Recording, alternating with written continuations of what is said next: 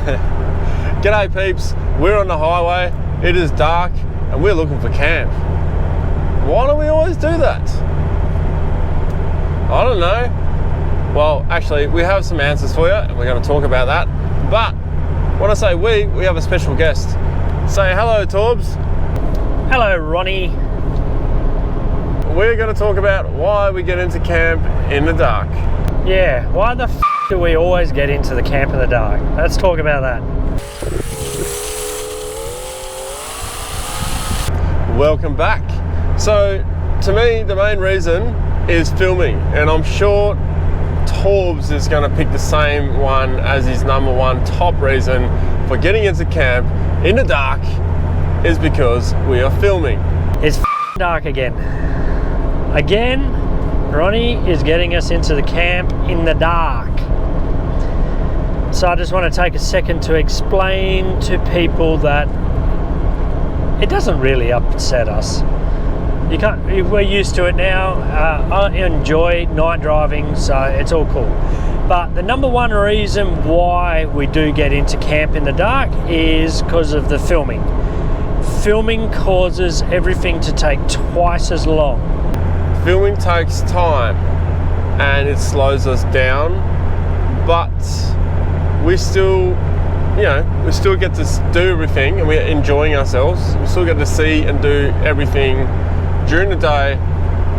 In fact, I think we see more stuff than what most people do when they're out traveling because we stop here, there and everywhere. That is the biggest reason. But we have fun doing it. We get to see some amazing places. And the sunset tonight was just mint. So just don't tell Ronnie that I do enjoy this. Well, second reason, things go wrong. So when we have a plan for a trip, we are restricted for a certain time period. For example, for me, this is my full-time job on my main channel. So it's all good and well for me. If I need a couple extra days, unless I have an appointment or a meeting or some, a relative reason why I have to be home at a certain date, I can stretch it out by a couple of days. I can even shorten it by a couple of days. However, the other guys, they all have day jobs, so they're restricted to the time. So when we pre-plan a trip, it is set to that time. We need to be back, we need to stop filming the series or whatever we're doing because they need to be home so they can go back to work. So because of this, we have this tight deadline and my expectations, they reckon, are pretty high on the distance that we're going to cover. His expectations on getting places is so high, higher than the roof. He looks at the map and goes, oh, it's just 1,800 Ks. We can do that. 1,800 Ks, even just driving, you have to stop, stretch your legs, go for a twinkle, drop the kids off. You can say at least 21 hours. That's a bloody long time. You're going to be driving in the dark. It ain't going to happen. It doesn't happen. It's dark now.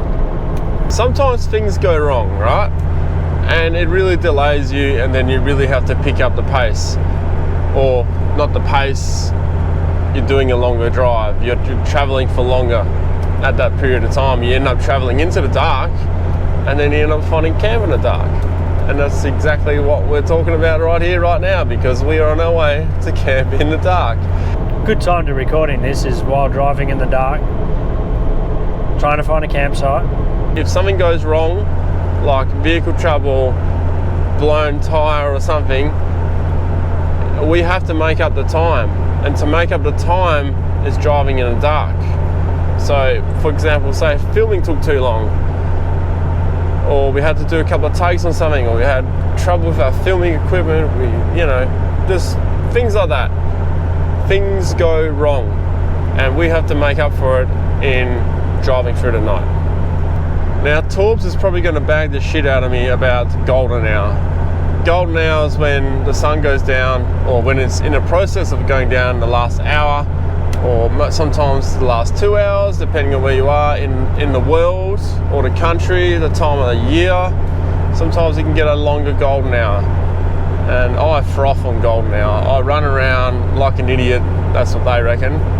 It's probably true. I run around, I'm getting this shot, getting that shot, getting this idea, getting that idea, just getting the shots. And that whole golden hour I will spend just shooting, filming, photography, whatever. That is when you get the really awesome like content, photos. What else we got? Unforeseen oopses.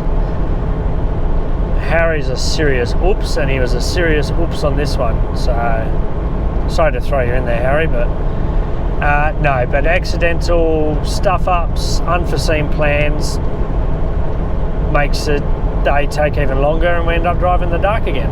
What is the worst part about getting to camp in the dark? Well, I can tell you right now, it is finding a camp. When you're driving in the dark on the tracks, you have tunnel vision, you're looking straight ahead. We miss good camps on the side. So that is probably the worst thing about, driving in the dark, looking for camp in the dark.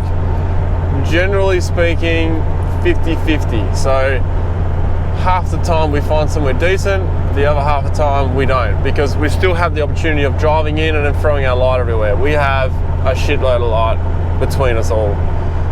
We've got so much light. Now we have some rules about camping in the dark. Well, there's not many rules actually. There's only really one rule, and that one rule is the pork roast cutoff, or complex meal cutoff. Complex meal cutoff. So CMCO, complex meal cutoff. What that means, if we arrive at camp after 11 p.m. at night, there is no pork roast. If we are there even just a minute before 11 p.m, we may have a pork roast, we may have a beef roast, we may have a complex meal cooked. Otherwise, if it's after that time, we have something very simple and easy and quick, because everyone's hungry, everyone wants to go to bed. We don't want to be eating a pork roast at 2 a.m. So that is why we have that specific rule. No pork roast beyond 11 p.m. It's almost like the Gremlins rule, isn't it? We all love a pork roast, and you can't have a pork roast unless you get into camp in the dark. That's for sure. In darkness we find camp. That should be a t-shirt. I'm going to make a t-shirt. In darkness we find camp. Unfortunately, we can't help Ronnie. He is who he is.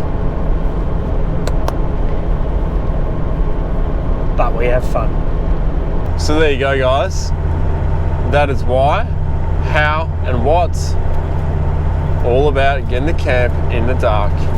A long topic that people keep asking me. And there you go. I hope you enjoyed that segment of Road Chat. I'll be back with more.